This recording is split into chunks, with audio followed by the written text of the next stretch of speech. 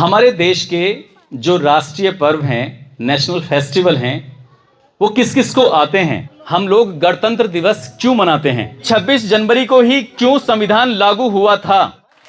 और बच्चों कैसे हो आप लोग? सब बढ़िया। जैसे कि अभी सर पूछ रहे थे कि भारत के प्रधानमंत्री का नाम क्या है, तो सभी ने बता दिया कि भारत के प्रधानमंत्री नरेंद्र मोदी जी हैं। कुछ लोग कह रहे हैं कि इतने से काम चल जाएगा। अगर भारत के प्रधानमंत्री के नाम नरेंद्र दामोदर दास मोदी बता दिया तो ये तो और भी अच्छी बात है। वैसे कितने बच्चों को यह आता था कि भारत के प्रधानमंत्री के नाम नरेंद्र दामोदर दास मोदी है? कितने को आता था? आता था ना आपको? अच्छा, अभी हाल ही में भारत के उप राष्ट्रपति का चुनाव हुआ था और देखो जी, ये अब इन्होंने बता दिया कि उनका नाम है राधा कृष्णन। राधा कृष्णन नाम है उनका। बेटा किसने बताया था तुम्हें? किसको आता है? आ जाओ। अगर इन्होंने सही जवाब दिया तो मैं इन्हें अभी के अभी 100 रुपए का नगद पुरस्कार दूंगा। ठीक है बेटा, नाम क्या है? सबके सामने बता दो, जोर से बता दो आज। आपका नाम? ये भारत के उपराष्ट्रपति हैं।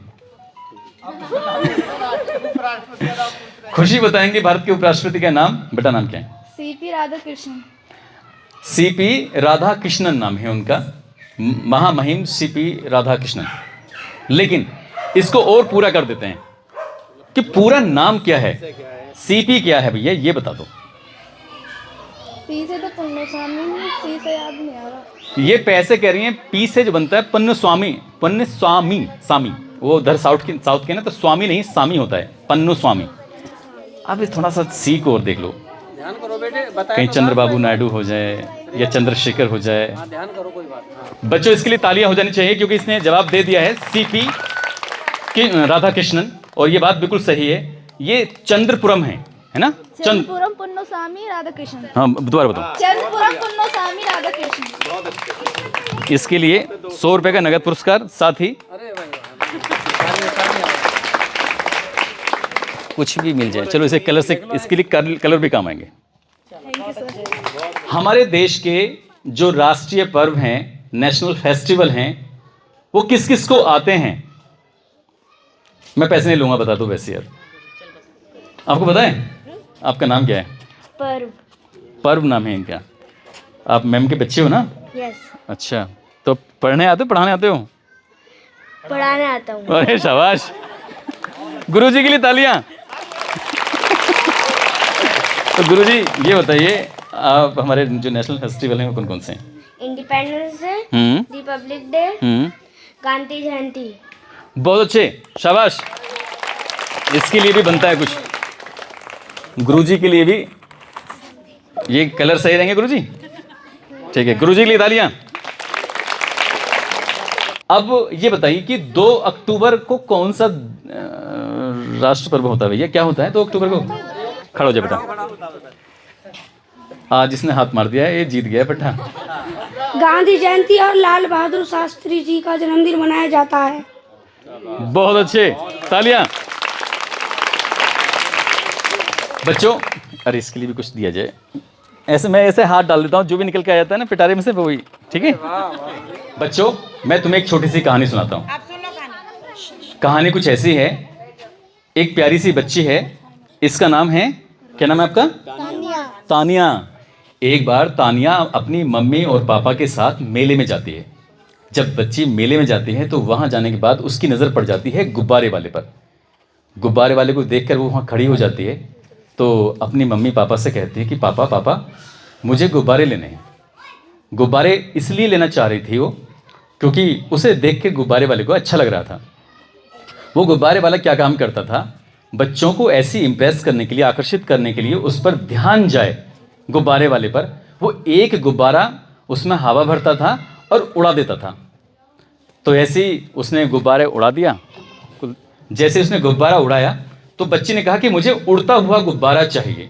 ठीक है, साथ ही उसने कहा कि अंकल जी मुझे एक बात बताओगे कि क्या ये काले रंग का गुब्बारा उड़ जाता है कि नहीं उड़ता है?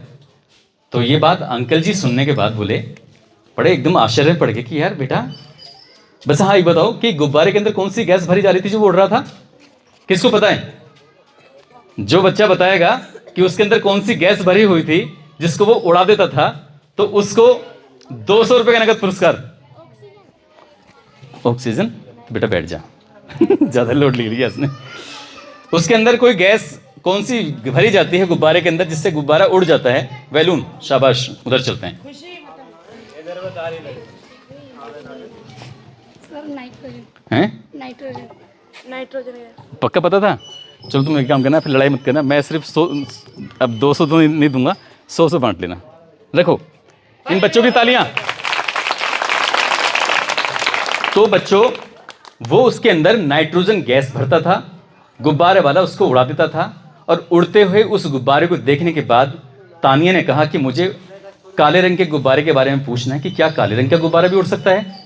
तो उन्होंने कहा कि बेटा, गुब्बारा कभी अपने कलर की वजह से नहीं उड़ रहा है, बल्कि उसके अंदर कौन सी गैस भरी हुई है, क्या भरा हुआ है, ये उस वजह से उड़ रहा है। ठीक है? तो ऐसे ही कई बच्चे ऐसे होंगे जो थोड़े कम होशियार होंगे। किसमें? मैथ में। कई ऐसे होंगे जिनका साइंस बहुत अच्छा होगा, सामाजिक विज्ञान बहुत अच्छा होगा। अलग अलग सब्जेक्ट हैं, अलग अलग चीज़ें हैं, तो इसलिए कभी भी अपने आप को कमतर मत आंकना। बच्चों, बस हम में यही कमियां हैं कि हम लोग पढ़ने तो डेली आते ही आते हैं, लेकिन हम जितना यहाँ पढ़ते हैं घर जाकर उतना नहीं पढ़ते। किताबों से हम दोस्ती रखते हैं तो सिर्फ इतना कि चलो ठीक है स्कूल चल रहे हैं। आपको स्कूल आना ही नहीं है, बल्कि स्कूल आके समझना है। अभी मैं पूछने लगूं, एक ये लिखा है विद्यालय प्रबंध समिति, जो इस सवाल का सही जवाब देगा उसको भी नगद पुरस्कार दिया जाएगा। एक नाम लिखा है 14वें नंबर पर, गौरव सैनी, और इसमें लिखा है VDO। वीडियो की फुल फॉर्म कोई बताएगा? वीडियो है, VDO इसकी फुल फॉर्म। देखो ये चीजें हैं आपके यहां पर, जितना लिखा हुआ है ना, आप उसको ईमानदार से पढ़ लो तो आपके काम आएगा। लेकिन हम लोग क्या है कि देख, लिखा होता है, लिखा इसलिए जाता है ये ताकि आप इन सब चीजों को समझ सको। बार बार आपसे एक सवाल पूछा जा रहा था कि हमारे ब्लॉक का नाम क्या है? बस लिखा हुआ है, लखावटी लिखा हुआ है, विकास क्षेत्र, यानी कि यही तो ब्लॉक होता है, ब्लॉक। और जनपद भी सामने लिखा हुआ है। रोज हम जब इस विद्यालय में आते हैं तो ये हमारी आंखों के सामने दिखाई देता है, हम वो भी नहीं बता पा रहे। एक सवाल, हम लोग गणतंत्र दिवस क्यों मनाते हैं? इस सवाल का जो जवाब देगा, और जल्दबाजी नहीं, देखो मैंने कहा कि जल्दबाजी करोगे तो उसे मैं और उलझा दूंगा सवाल को। बिल्कुल आराम से। एक बात तो ध्यान रखो, ये पल्ला कौन है? ये पेपर भी आउट करवा रहा है। पल्ला कौन है?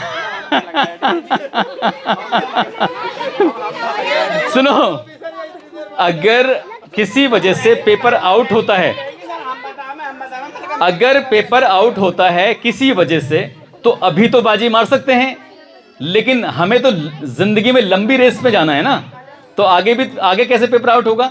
इसलिए ईमानदारी के साथ जो रहेगा वो ज्यादा देर तक टिका रहेगा। गणतंत्र दिवस क्यों मनाया जाता है? आओ बेटा तुम ही आ जाओ, शाबाश। 26 जनवरी 1950 को हमारे देश में भारतीय संविधान लागू हुआ था। तभी से प्रत्येक हम 26 जनवरी को गणतंत्र दिवस के रूप में मनाते हैं। इसके लिए जोरदार तालियां।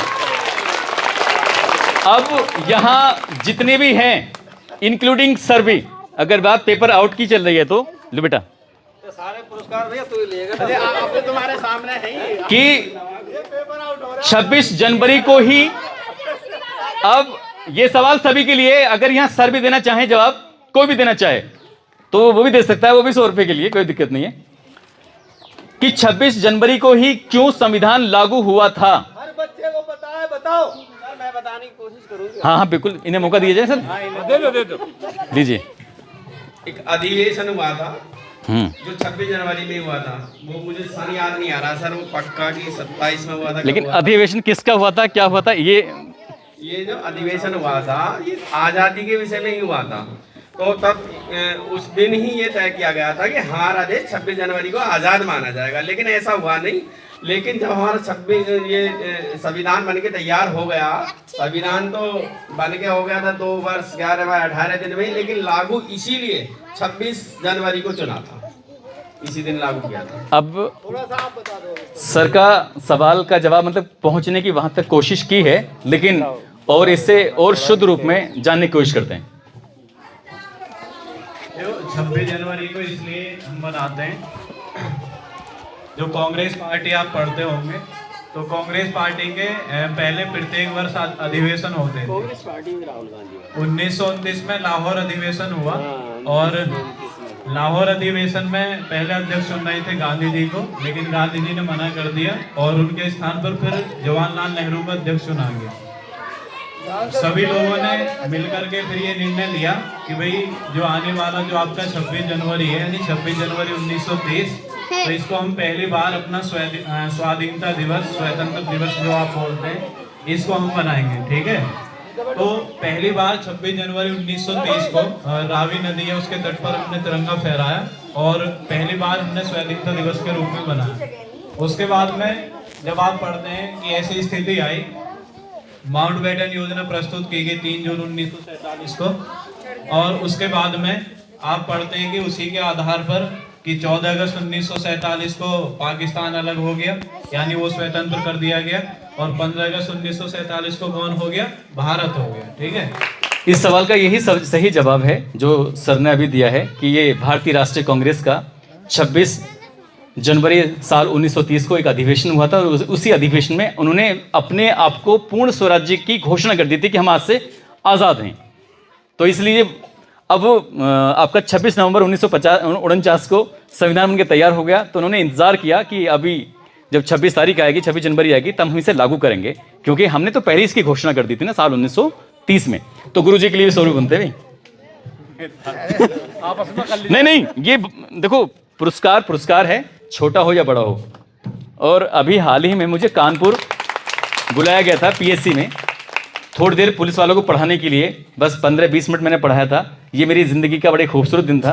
लगभग 550 कैडेट्स थे, यानी कि पुलिस वाले थे, उन्हें पढ़ा रहे थे। तो उसे पढ़ाने के बदले में मुझे उन्होंने एक प्रमाण पत्र दिया, साथ ही 2100 रुपये दिए। तो मैंने उस प्रमाण पत्र को 21 रुपये के साथ नत्थी करा के अपनी दीवार पर टांग दिया है, ताकि वो याद रहे हमेशा। तो पुरस्कार होता है। पुरस्कार से थोड़ा सा ये ना कि अंदर से और भावनाएं जागृत होती हैं, कुछ करने की, कुछ और हासिल करने की। तो यहाँ हम लोग जो आए हैं, हमें ये पुरस्कार दे के संतुष्टि मिल रही है, आपको प्राप्त करके संतुष्टि मिलनी चाहिए, और जिसको नहीं मिल रहा है उसको भी नहीं मिलनी चाहिए। क्यों? क्योंकि उसे अगली बार ये पुरस्कार और ज़्यादा हासिल करने हैं, प्राप्त करने हैं। उस लड़की के अलावा जिसने अभी भारत के उपराष्ट्रपति का नाम बताया था, उसके अलावा कोई और नाम बताना चाहता है पूरा, तो वो हाथ खड़ा कर दो। आधा ही बता दो, आधा कई बार नाम लिया था बच्ची ने, उसने बताओ। हाँ, पुन्नु स्वामी राधा कृष्ण। पुन्नु स्वामी राधा कृष्ण। शाबाश शाबाश। उसका आगे एक और था जो सीपी सिंह, सीपी राधा कृष्ण बता दो। ठीक है, इसने प्रयास किया। देखो अभी हमें एक सवाल का जवाब का आंसर था हमारे पास, ठीक है, अभी तो पूछा ही था, फिर भी तुम भूल गए। बेटा कहाँ हो तुम? आप बेटा एक बार फिर से दो बता दो जोर से।